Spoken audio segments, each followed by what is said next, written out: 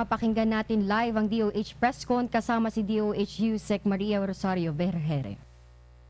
Ang turing natin sa mga pasyenteng nagpositibo sa COVID-19 na sumailalim sa test sa isang hindi certified na laboratorio at hindi RT-PCR ang ginamit sa pag-test sa kanya.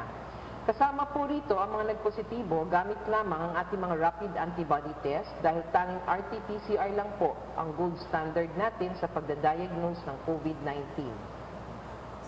Ang suspect case naman po ay ang mga pasyente na may influenza-like symptoms o may mga simptomas na kapareho ng trangkaso, katulad ng lagnat at ubo o pananakit ng lalamunan, na una, nakatira sila sa isang lugar na may local transmission ng COVID-19 o nanggagaling sa lugar na may local transmission 14 na araw bago nagsimulang makitaan ng simptomas at walang ibang makitang kadahilanan para sa kanilang simptomas. Pangalawa, nagkaroon ng close contact sa isang confirmed or probable case ng COVID-19 2 araw bago nagsimula ang kanyang simptomas hanggang sa naging negatibo ito nang ulitin ang test. Suspect patient din nating maituturing ang mga may edad na 60 years old and above, mga taong mayroong maselan o high risk na pagbubuntis, may ibang sakit tulad ng alta presyon, diabetes o healthcare workers kung mayroon silang lagnat, ubo o nakakaranas sila ng hirap sa paghinga.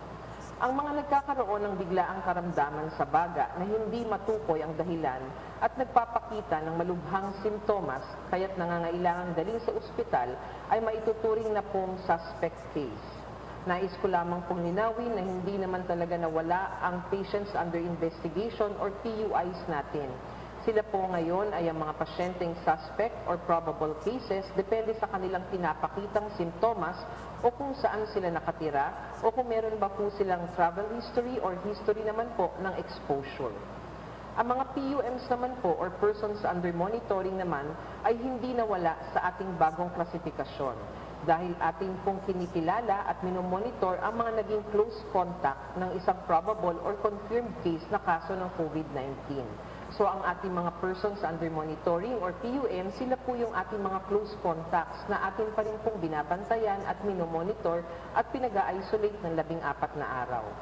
Kabilang po dito ang nagkaroon ng direct physical contact sa probable or confirmed case tulad ng mga healthcare workers o mga kamag-anak na nag-aalaga ng pasyenteng walang angkop na PPE o naninirahan, nakikipagtrabaho o nagbiyahe kasama ang isang confirmed COVID-19 case ng higit pa sa 15 minuto at less than 1 meter ang layo.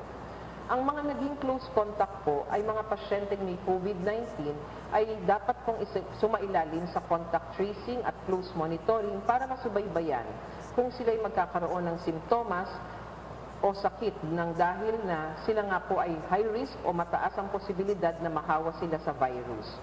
Uulitin ko po para mas malinaw, hindi po natin ginagamit na ang PUI or PUM sa reporting. Pasok sila po sa ating bagong klasifikasyon bilang suspect or probable case, depende sa simptomas na nakikita sa kanila o kung saan sila nakatira, kung meron silang travel history o di kaya naman meron silang exposure. Sinusiguro po namin ang pagmamonitor sa kanila upang maiwasan pa ang pagkalat ng virus. Sana po ay nalinawan tayong lahat sa aking pagpapaliwanag ngayong araw na ito. Ngayong araw naman po, meron po tayong bisita na isa pong kinararangal ng ating bayan. Ilang buwan na rin po ang nakalipas ng ang UP Test Kits, our very own Filipino-made RT-PCR-based test kits. Ano ba ang nangyari simula po nung in-announce natin ito? Para po mas mabigyan natin ng linaw ang bagay nito, inibita po namin at makakapanayam ngayong araw na ito si Dr. Raul Destura, isang award-winning scientist, inventor ng Lab in a Mug. Siya ay isang microbiologist at infectious disease expert mula sa National Institutes for Health. Magandang hapon po, Dr. Destura, at welcome po sa ating Beat COVID-19 Virtual Presser. Magandang hapon, Asek, to you. Maraming salamat po at napaunlakan niyo po ang aming pag-iimbita. Thank you po.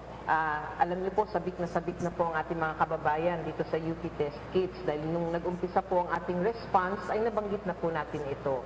At ito po ay malaking bagay sa ating response para sa ating COVID-19 dahil ngayon meron na tayong locally produced na test kits.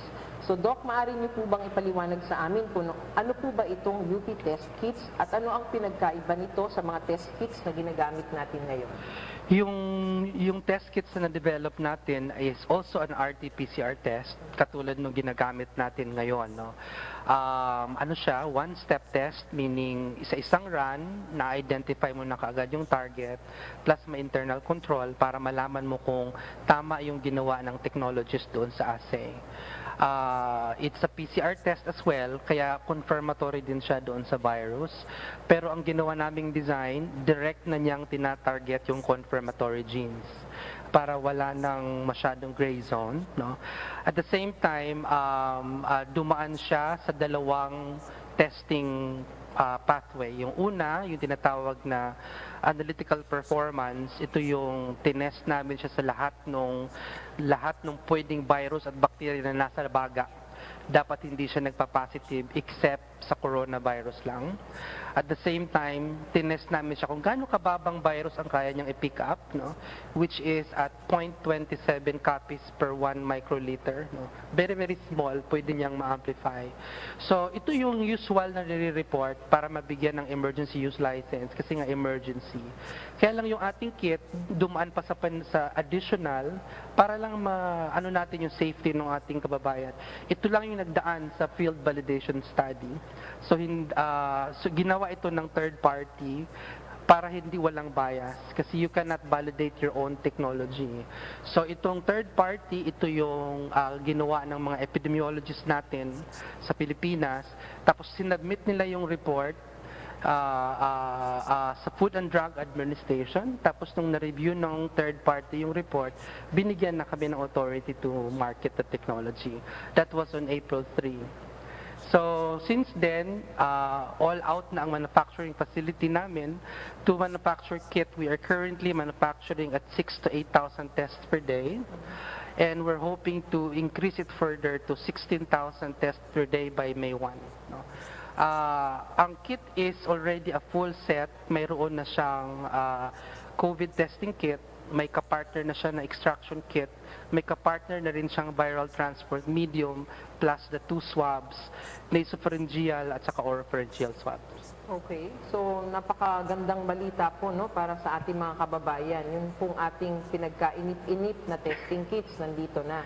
Pero kaya natagalan dahil ang dami po nating pinagdaanan na proseso para masiguro po ng UPNIH at saka ng pamunuan, no, ni na Dr. Destura sa kanilang ginawa, yung maging ligtas ito, it's going to be safe, it's going to be of quality, and it's going to be effective Opo. para ma-detect po natin ang virus na ito. Katulad po ng sabi ni Dr. Destura kanina, ito ay specific. No? Opo. Sabi niyo po, Doc, no? Ginawa nila yung paraan at may proseso para mas maipakita na specific talaga ang makikita natin dito na detection ng virus. Sinabi rin ni Dr. Destura na hindi na kailangan pang bumili ang ating mga laboratorio kung sakaling ito ang bibili nila dahil kumpleto na siya sa isang kit. Tama po ba, sir? Opo, para walang lag.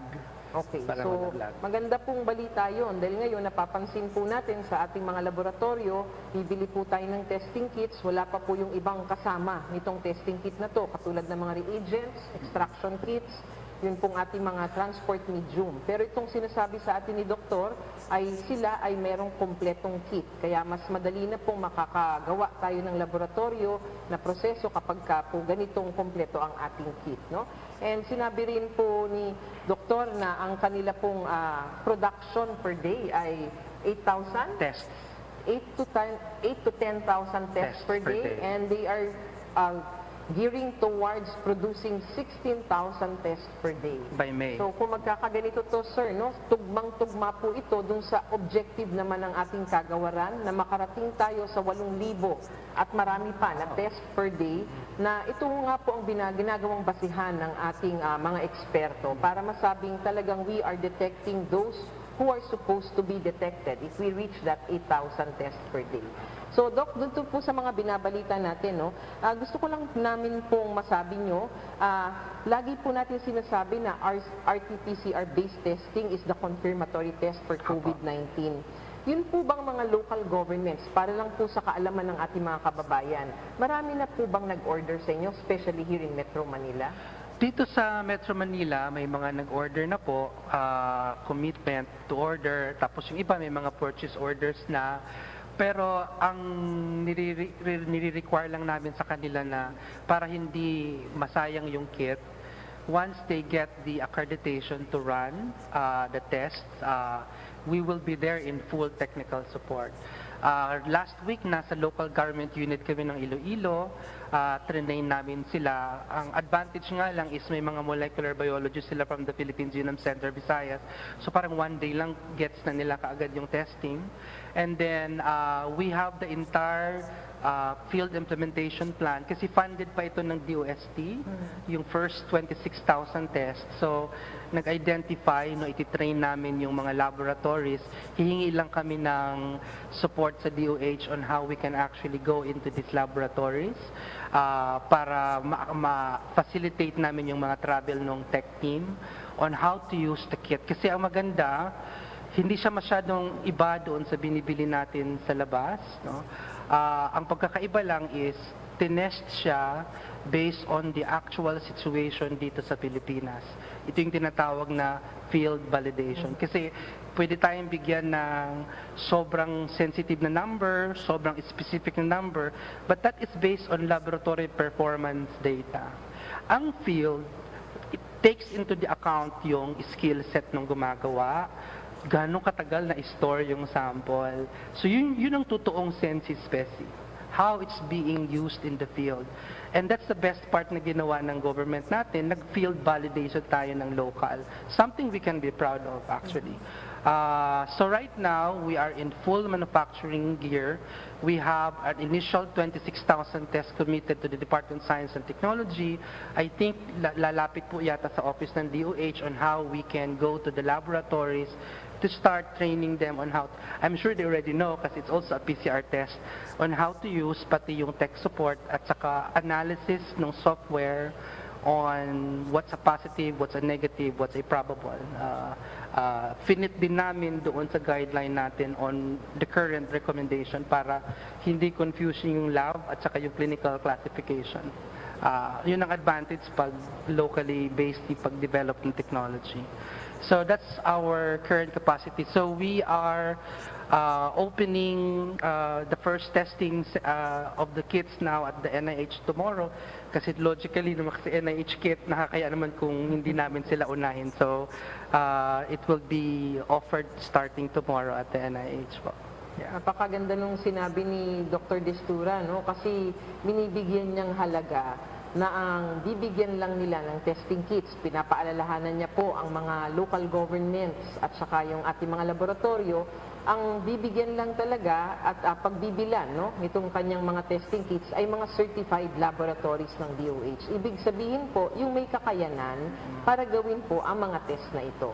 No, so magandang impormasyon po 'yon para sa ating mga kababayan. Ngayon po, para naman malaman din ng ating kababayan, kasi parang may sinasabi po kayo, sir, na kapag bibilin ito ng ating gobyerno o di kaya ay ng mga laboratorio, meron po bang oras na guguguli na naman para yung sa sinasabi yung training ng mga laboratory personnel para magamit ang testing kits nyo? Ang ginawa namin, kasi social distancing, no, nag-develop kami ng teaching videos para in advance nag-aaral na sila para pag pumunta yung team, one day, half a day, post-running, tapos bibigyan namin sila ng proficiency tools just to make sure kung nag-gets nila yung kinukuha para ma-democratize yung access ng knowledge kasi itong mga laboratory personnel, they're used to handling naman biological samples.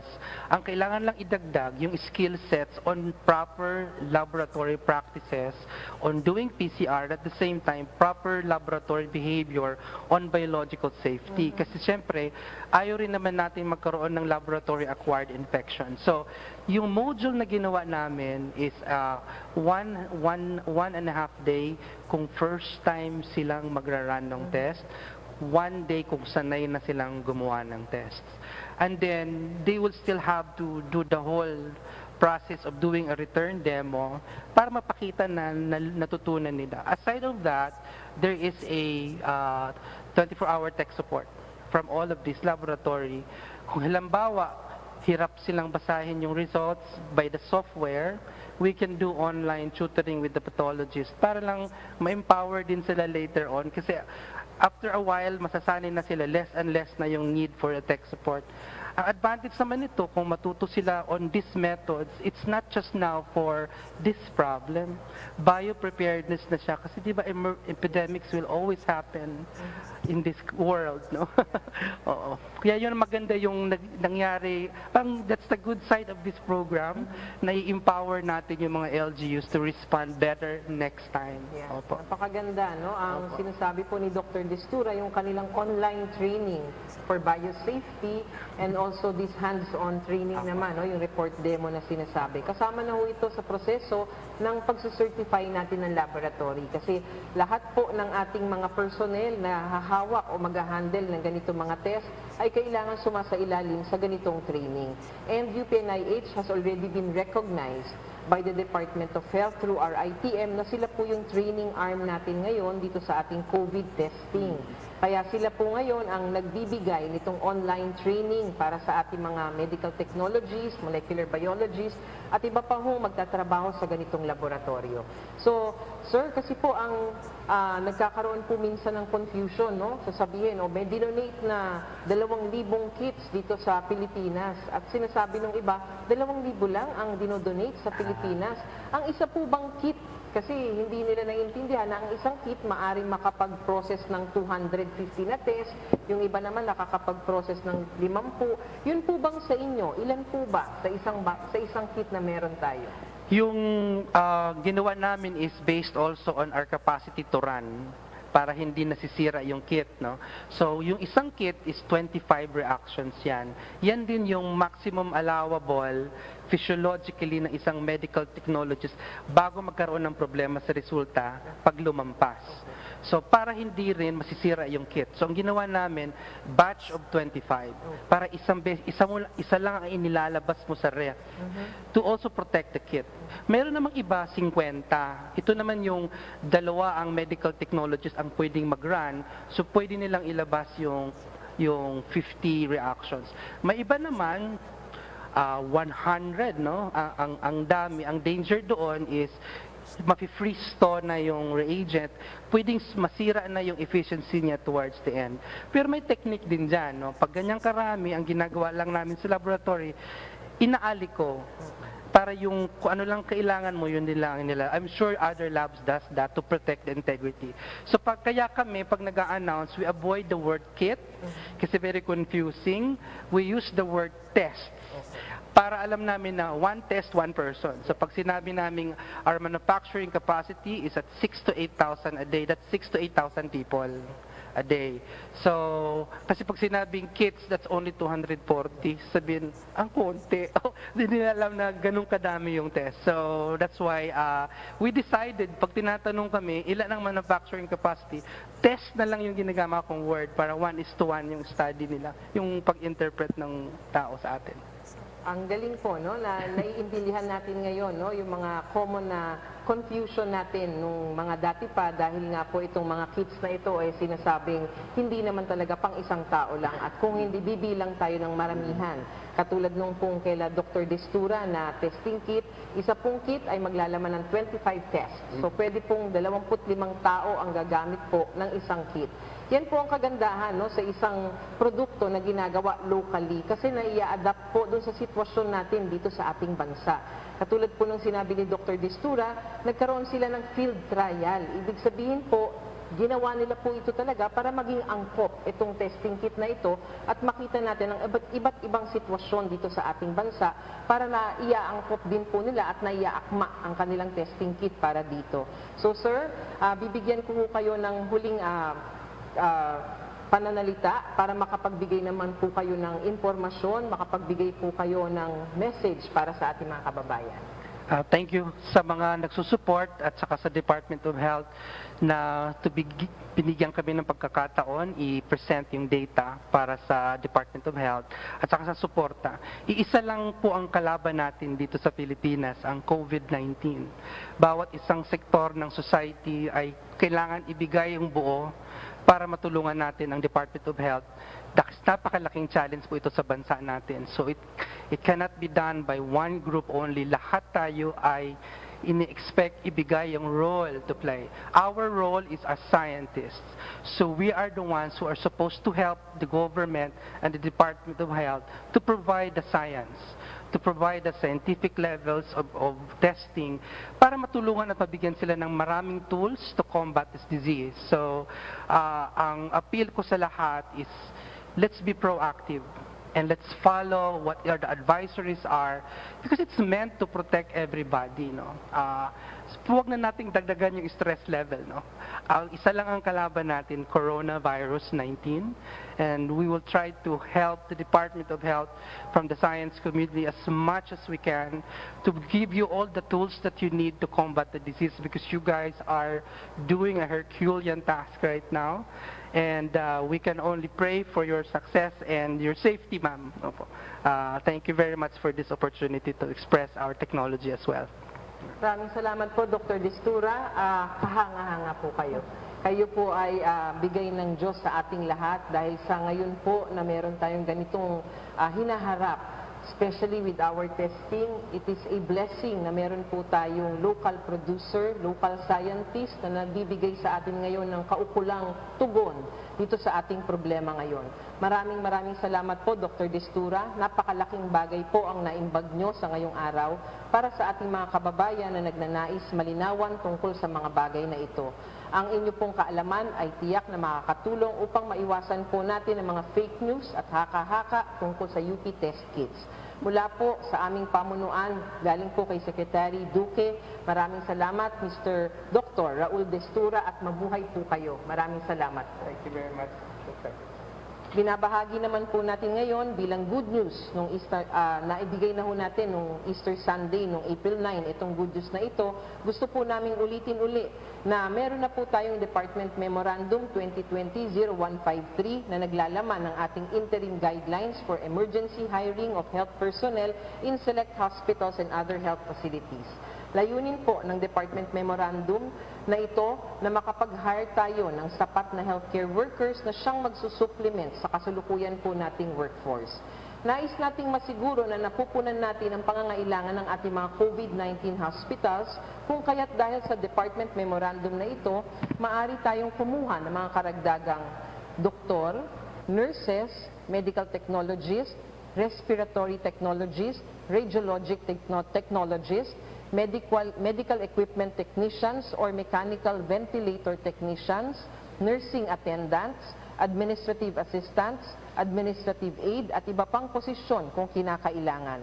Ang healthcare workers po na makukuha natin ay ide-deploy o ipadadala unang-una sa ating mga designated COVID-19 referral hospital tulad ng Philippine General Hospital, Lung Center of the Philippines at Dr. Jose N. Rodriguez Memorial Hospital.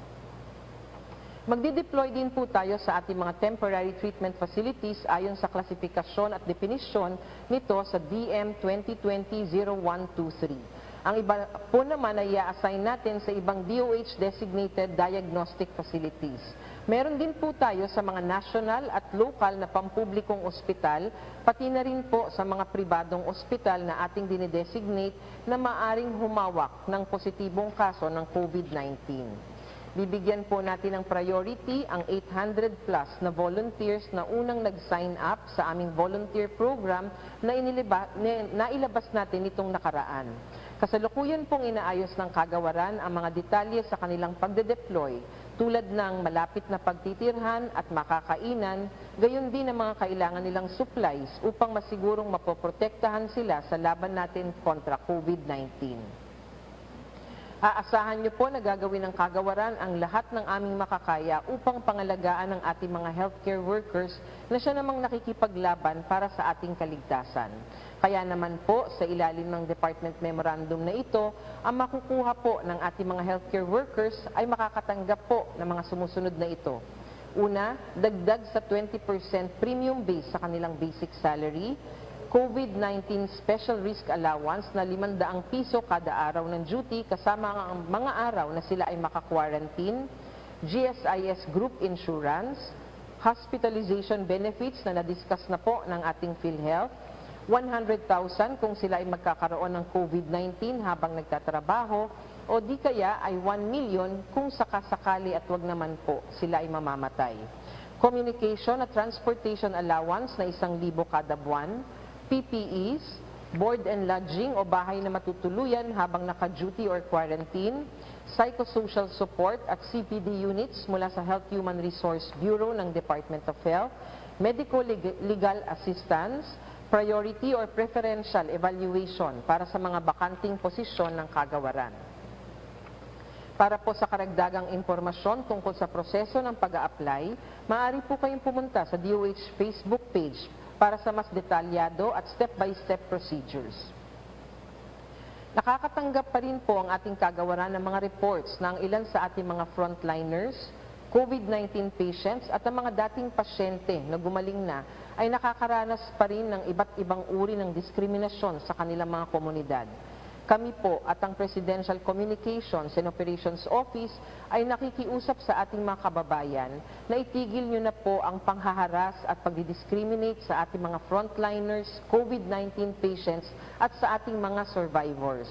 Araw-araw na nakikipaglaban sa virus ang ating mga frontliners para masiguro pong ligtas tayo sa laban ng sakit na ito.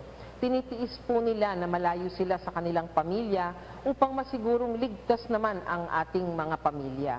Dapat po natin silang pasalamatan dahil sa kanilang serbisyo. Hindi po tama na i-discriminate po natin sila. Samantalang napagtagumpayan na po ng ating mga survivors ang COVID-19, wag naman po sana nating iparamdam sa kanila na matapos ang laban nila sa virus na ito, ay may panibagong laban na naman silang haharapin. At para naman po sa ating mga kasalukuyang pasyente, ang kailangan po nila ay ang ating suporta. Naway sa kabila po ng kanilang isolation, maipadama po natin na andito tayo para suportahan sila. The virus does not choose its victim. And this is why we should never allow discrimination against those who have overcome it and those protecting us from it.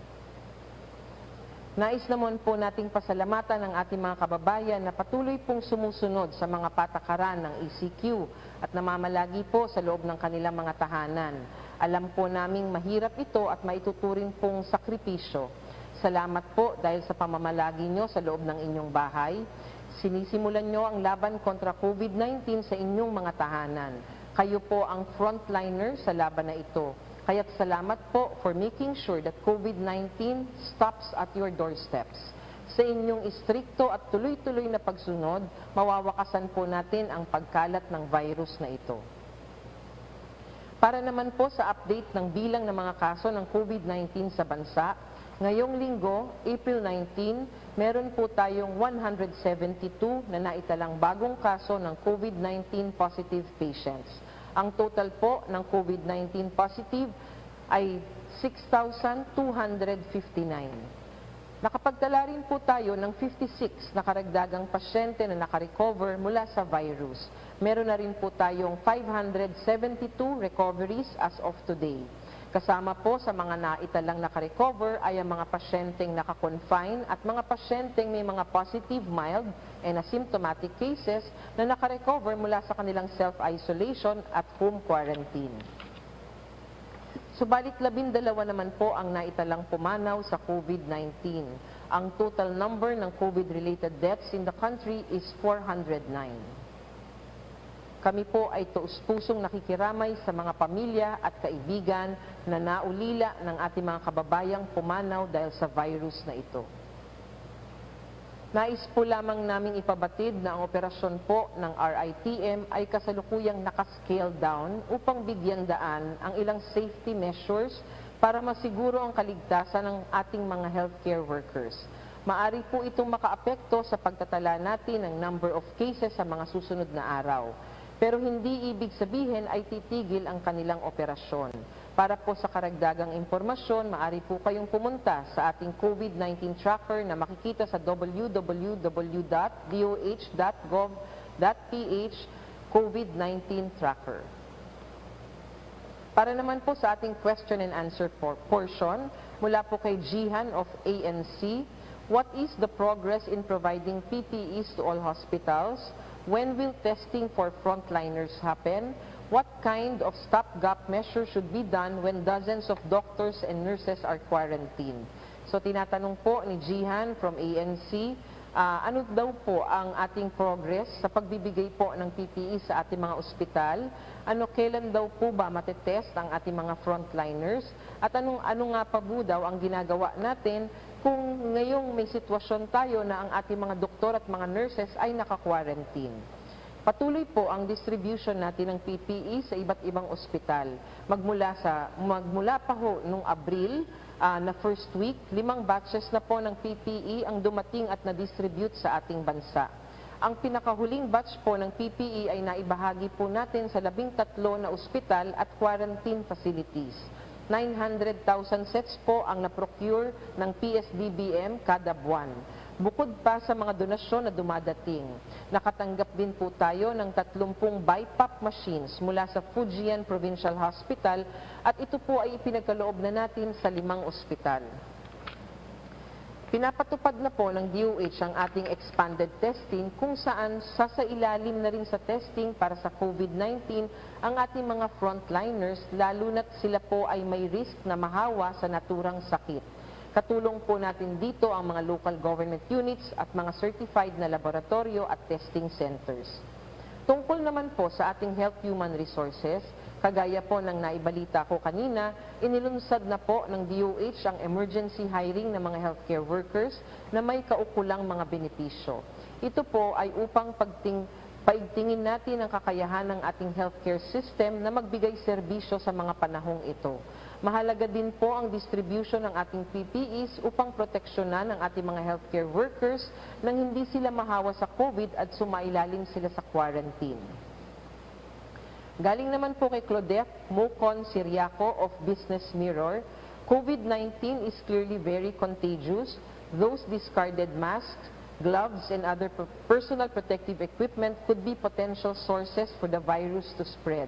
How sure is DOH that medical waste generated during treatment of patients infected with the virus are properly managed? So, tinatanong po ni Ms. Siriaco of Business Mirror kung meron po ba tayong maayos na waste generation and disposal para po dito sa ating COVID-19. Kung paano daw po natin na ma-manage itong pong ating mga itatapon na nag-generate na mga medical waste. Naglabas na po ang kagawaran ng kalusugan ng Department Memorandum 2020-01770 or Interim Guidelines on the Management of Healthcare Waste in Health Facilities, Community Quarantine Units, and Temporary Treatment and Monitoring Facilities with cases of COVID-19. Nakapaloob po dito ang tamang mga procedures sa handling ng mga healthcare waste upang hindi po ito maging source ng infection o pagkalat ng COVID-19. Train din po ang lahat ng ating mga healthcare workers sa tamang handling ng healthcare waste para sa iba't ibang setting. What about those waste collected from households where COVID-19 patients are quarantined? Have you issued guidelines on this to ensure safe handling and disposal of waste? So ito naman po, tinatanong niya kung doon naman daw po sa mga bahay na merong mga positibong kaso ng COVID-19. Kung meron daw po tayong mga pamantayan o guidelines na ipinalabas dito. Para naman po sa mga pasyenteng sumasailalim sa home quarantine, nais po naming ipaalala na kailangan pong nakasuot ng tamang PPE kagaya ng gloves, mask at apron ang mga nag-aalaga at nag-handle ng mga healthcare waste ng mga pasyente. Dapat pong suot pa rin ang PPE habang binabalot ang mga ito sa tamang lagayan. Kailangan din po ng regular na disinfection ng kwarto kung sakaling o kung saan namamalagi ang ating pasyente na naka-home quarantine. Mas mainam po na dalhin ito sa mga COVID hospital or community quarantine facilities upang masiguro na tama ang disposal nito pagkatapos. Galing po kay Jomel Santos of SMNI News Channel, it's nice to hear na marami po ang nakaka-recover kesa sa namamatay sa sakit. Tanong ko lang po, na-discharge po ba o naka-recover ang isang COVID-19 patient? Ano po ang standard dito? Hindi ba siya pwede pang makihalubilo sa kanyang pamilya? Kinakailangan pa po ba siyang i-isolate pa rin sa bahay? O meron po bang nakalaan na recovery room ang government kung saan doon sila maaring tuluyang magpagaling? If meron, sagot pa rin ba ito ng gobyerno? At ang gastos din po ba ay sagot ng ating gobyerno? Ang mga pasyenteng gumaling sa COVID-19 ay madi-discharge at pauwiin ayon sa discharge criteria na nakasaloob sa ating mga guidelines. Ang ating mga pasyente, napag-usapan na rin po na ang discharge criteria na ito ay nabigay na natin bilang impormasyon ng mga nakaraan nating pressers. Kasama din po sa guidelines kung ano ang dapat gawin ng mga discharged patients. Para sa ating mga discharged patients, kailangan pa rin po ng close follow-up o monitoring. Dapat silang magpahinga sa bahay ng 2 linggo pa. So additional 14 days pa rin po pagkalabas nyo ng ospital o ng quarantine facility. Iiwasan nyo pa rin hong lumabas ng bahay at dapat pa rin magsusuot pa rin ng mask, lalong-lalo na kung kayo ay lalabas. Kasama na rin po ang pagmamonitor ng kanilang temperature at health status sa loob ng 2 linggo. Kung magkakaroon po uli ng simptomas, ang ating pasyente dapat pong makipag-ugnayan sa ating primary healthcare facility sa lugar na titinitira ng pasyente upang ma-refer sila sa tamang health facility at huling ma-assess. Ang ating pong mga pasyente na nadi-discharge na positibo, meron po tayong tinatawag na step-down facilities dito po sa ating sistema, kung saan lahat po ng mga nakarecover o kaya ay na-discharge na positibong pasyente at magpapagaling pa ng karagdagang 14 days, maaari po kayong pumunta doon. Makipag-coordinate lang po kayo sa inyong local government units para malaman nyo po kung nasaan po itong mga step-down care facilities natin. Ito po yung mga level 1 hospitals natin sa ating bansa.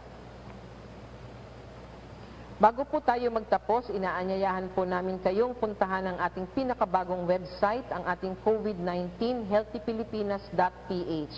Maliban po sa DOH Facebook page, maaari nyo pong puntahan ang Healthy Pilipinas website para sa mga pinakabago at verified information tungkol sa COVID-19. Makikita nyo po sa website na ito ang ilan sa mga paraan kung paano natin maiiwasan ang virus. Mga tips kung paano po tayo makakapag-cope ngayong meron tayong ECQ. Ang website po na ito ay bunga ng pakikipagtulungan sa kagawaran ng mga sumusunod. Ang USAID, ang WHO Philippines, ang UNICEF, University of the Philippines Institute of Clinical Epidemiology, Asia Pacific Center for Evidence-Based Healthcare, Action for Economic Reforms, COVID-19 Action Network, Kalusugan ng Mag-ina, Alliance for Improving Health Outcomes, Philippine Society of Public Health Physicians at Philippine College of Physicians. The website is powered by SinderTech. Maraming salamat sa inyong tulong upang mas mapagsilbihan natin ang ating mga kababayan sa pamamagitan ng paghahatid sa kanila ng tama at verified na information. Patuloy pa rin po ang ating laban para siguraduhin ang kaligtasan at kalusugan ng bawat Pilipino. With your cooperation and help, we can overcome this situation and eventually beat COVID-19 at the soonest possible time. Nakadepende po ang kaligtasan natin sa ating lahat. Tayo po ay mga frontliners din sa laban na ito. At ang health system po ang second line of defense. Nasasalo po pag tayo ay nagkaroon ng COVID-19. Kaya't inaanyayahan po namin kayong lahat, tayo po ay magtulungan sa pagsugpo sa COVID-19. Mariin po namin ipinapaalala na ugaliing mag-fact check, tumingin tayo sa verified at legitimate sources, at siguraduhin tamang impormasyon bago tayo mag-share. Hindi po natin kailangan ng fake news ngayon. Tandaan po natin na buhay at kaligtasan ang nakasalalay sa bawat click at share natin sa social media. Maging mas maingat sa pagpapakalat ng impormasyon, lalong-lalo na sa ganitong panahon. Maaari niyo pong tawagan ang ating 24/7 hotline upang isangguni ang sino man pong nagkakalat ng maling impormasyon. Tumawag po lamang sa numerong 02894-COVID o sa 1555. Ulitin po natin, 02894-COVID o sa 1555. Libre po ito para sa lahat ng subscribers. Para rin po sa karagdagang impormasyon at mga updates sa mga sumusunod na araw, pumunta lamang po kayo sa Facebook page ng DOH o di kaya sa DOH Viber Community at subaybayan po ang ating Beat COVID-19 Virtual Presser. Tuloy-tuloy pa rin po ang operasyon ng ating kagawaran. Shout out po sa ating mga healthcare workers at frontliners na patuloy na lumalaban para sa ating kaligtasan. Gayon din po sa ating COVID-19 patients at survivors. Kami ay humahanga sa inyong tapang at sa gitna ng pandemyang ito. Kami po sa kagawaran ay nagtatrabaho araw-araw upang protektahan at pangalagaan kayong lahat. Maraming salamat po. Mag-ingat po tayong lahat. Together, we can beat COVID-19. Bayanihan laban sa COVID-19. DCXL 558 Radyo Trabaho Special Coverage. Maraming salamat DOH Yusek Vergere at yan nga po ang ating live DOH press con. Samantala mga kasama, nabatid na nadagdagan pa ng 172 ang tinamaan ng coronavirus disease sa Pilipinas. Dahil dito sumampa na sa 6,259 ang kumpirmadong kaso ng sakit sa bansa. Sa inilabas na datos ng DOH ngayong alas 4 ng hapon, 409 na ang nasawi. Pero ang magandang balita, nadagdagan ng 56 ang bilang ng recoveries kaya aabot na sa 572 ang gumaling sa sakit. Samantala sa press con ng Department of Health, ibinida ng ahensya ang locally developed na COVID-19 test kits ng University of the Philippines. Ayon kay Dr. Raul Destura, inventor ng test kits, ay kasalukuyang manufacture sila ng 8,000 hanggang 10,000 test kits kada araw. Full set na anya ito at mayroon ng extraction kit, viral transport medium at swabs. Target nila na makapag-produce ng 16,000 test kits kada araw simula sa May 1. Bayanihan laban sa COVID-19. DCXL 558 Radyo Trabaho Special Coverage. Samantala mga kasama, pagpapatupad ng lockdown sa Sampaloc, Maynila, go signal na lamang ni Mayor Isko Moreno ang inaantay. Kasama mo sa balita, Extra Radyo Man 11, Eman Mortega. Bayanihan laban sa COVID-19. Update. Kinumpirma ni Manila Police District Director Brigadier General Rolando Miranda na magpapatupad sila ng total lockdown sa buong Sampaloc area sa lungsod ng Maynila. Ito'y kasunod ng tumataas na bilang ng positibong kaso ng coronavirus disease o COVID-19 sa Sampaloc, kung saan umaabot na sa 75 ang bilang habang nasa 110 ang suspected na kaso ng nasabing sakit. Ayon kay General Miranda, 48 hours ang total lockdown sa Sampaloc pero hindi pa sigurado kung kailan ito mapapatupad dahil inaantay pa nila ang go signal ni Manila Mayor Isko Moreno. Dagdag pa ng opisyal, maaaring ipatupad ang lockdown kapag natapos na ang pamamahagi ng mga food packs at financial assistance sa mga residente dito.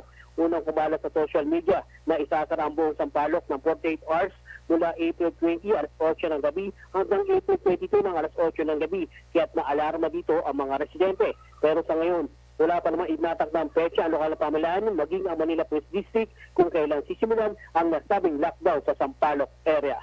Kasama mo sa Manila, Radyo Man 11, Eman Mortega, Tatak RMN, DCXO 558.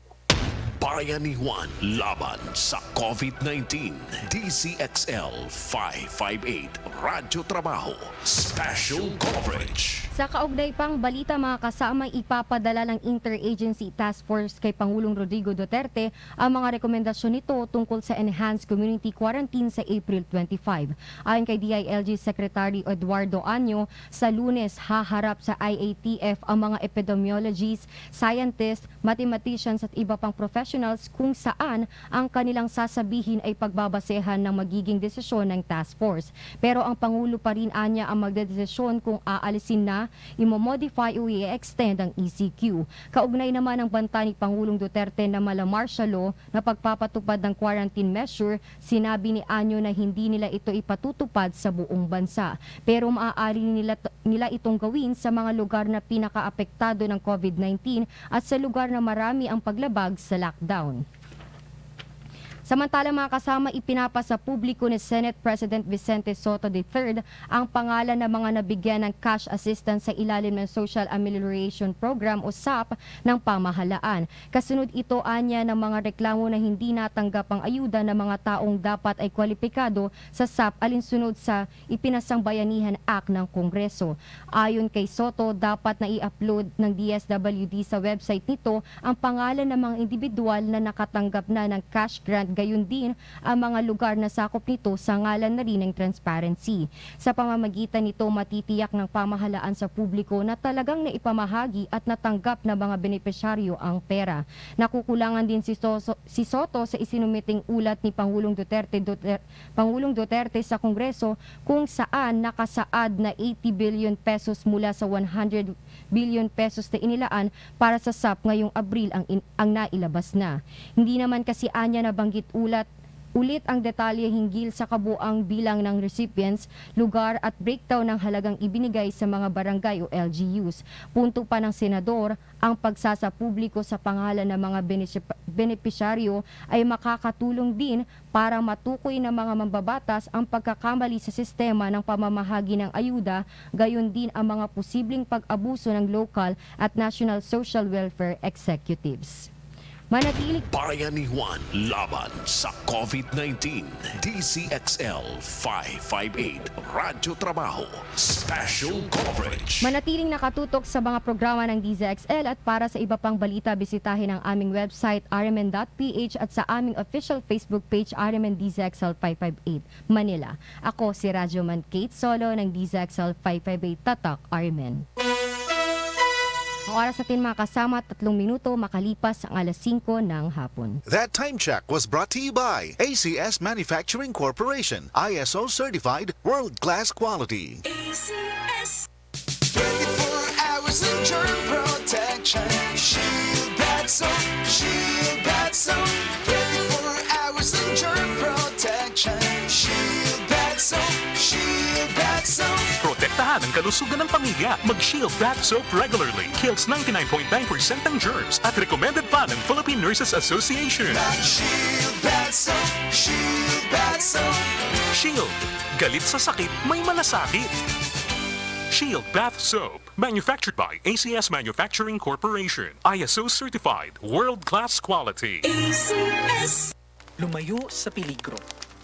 Ilayo mo sa iyong bibig ang salitang mahalay. Ilayo ang mga labi sa kasinungalingan. Siyasatin mong mabuti ang landas na lalakaran. Sa gayon, ang lakad mo ay laging matiwasay. Huwag kang liliko sa kaliwa o sa kanan, humakbang ng papalayo sa lahat ng kasamaan. Proverbs 4, verse 24, 26, and 27. MX3, tagapaghatid ng magandang balita. Hindi matipid ang malaking bote ng ordinaryong dishwashing liquid. Kasi Malaking bote, daming buhos, daming kuskus sa oras pagod kay gastos. ang bote ng Joy matipid. Kasi Isang purong patak ng Joy, mabulang babala ang Joy, mabulang babala ang Joy. Joy, totoong matipid. Isang purong patak ng Joy, mabulang babala ang Joy, mabulang babala ang Joy. Joy, totoong matipid. Purong patak, bisang katutak. Joy, purong patak, bisang katutak. Noon ay love na love kita sa aking dishwashing. Ayun pala kadiri ka, sa antibac ay bitin. Ang akala ko pa nga, lahat ng kalamansi dishwashing liquid, antibac ang galing. Kaya mag-Smart Dishwashing Liquid na. Mapakalamansi o lemon parehong antibac. May double tanggaling formula. Tanggal galing ang sebo, tanggal galing ang bakterya. Smart liquid dishwashing, smart ang tanggaling-galing. Smart Dishwashing Liquid. Manufactured by ACS Manufacturing Corporation. ISO certified, world-class quality. ACS. Ang Pride with Fabric Conditioner. Ngayon, may blooming na bango ng Sakura. Sakura, sakura ang bango. Sakura, sakura ang pride ko. Blooming ang labada ko. Pride, sakura, sakura. Pride with Fabric Conditioner. May Sakura Blooming Pearls para sa labadang blooming sa linis, labadang blooming sa bango for as long as 24 hours. Blooming ang labada ko. Pride, sakura, sakura. Para sa blooming na labada, i-Pride Sakura mo na. Pride Sakura Blossom. Manufactured by ACS Manufacturing Corporation. ISO certified. World-class quality. ACS. Sa mga millennials at young at heart, bagay na bagay sa inyo ang MX3 Plus. May CoQ10 at may L-carnitine. Sabayan pa ng workout at healthy diet. Kayang ma-achieve ang good health. Mag-MX3 Plus araw-araw para M-Extraordinary. Mahalagang paalala, ang MX3 capsule ay hindi gamot at hindi dapat gamiting panggamot sa anumang uri ng sakit. Noon ay love na love kita sa aking dishwashing. Ayun pala kadiri ka, sa antibac ay bitin. Ang akala ko pa nga, lahat ng kalamansi dishwashing liquid, antibac ang galing! Kaya mag-Smart Dishwashing Liquid na. Mapakalamansi o lemon parehong antibac. May double tanggaling formula. Tanggal galing ang sebo, tanggal galing ang bakterya. Smart liquid dishwashing, smart ang tanggaling-galing. Smart Dishwashing Liquid. Manufactured by ACS Manufacturing Corporation. ISO certified world-class quality. ACS. Ama naming Diyos, kami lumalapit at nagsusumamo sa inyo sa aming pangangailangan upang hilingin ang proteksyon laban sa Coronavirus Disease 2019 na malaking hamong pangkalusugan sa buong mundo. Mapagmahal naming Ama, sa pamamagitan ng iyong makapangyarihang kamay, iligtas niyo kami sa kapahamakan at paggalingin ng mga tao na positibo sa coronavirus disease. Gabayan mo rin ang mga kamay at pamilya ng mga health workers na naglilingkod sa mga karamdaman at makapaghanap ng lunas sa epidemya. Ito ang aming samo at dalangin sa pangalan ni Jesus. Amen. Handog namin itong kantang to para sa lahat ng Pilipino. Tayo na po't magkaisa at magtulungan para malagpasan po natin ang pagsubok na ito. Stay home. Tara, sabay-sabay nating awitin.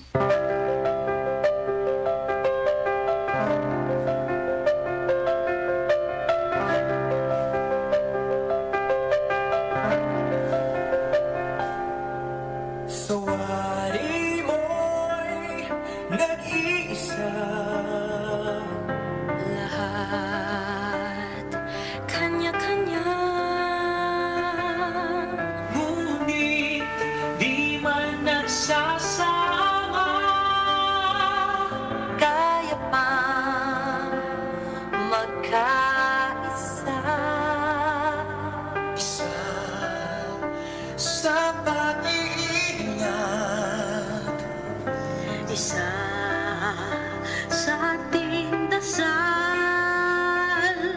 Laging nagpapatunay Na tayo'y makatao pa. Together we are being called to make a future world. The test we face is for us to prove that we can heal as one. We heal as one with kindness. We heal as one. We serve, we share, we show compassion. We heal as one. Sawari mo'y nag-iisa. But when we heal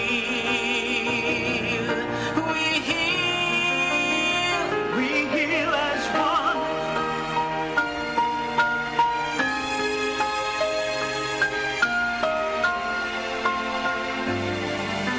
Isa sa pag-iingat. Isa sa ating dasal. Lahing nagpapatunay na tayo'y makatao pa. Together we are being called to make a future world. The test we face is for us to prove That we can heal as one. is when we heal as one. We heal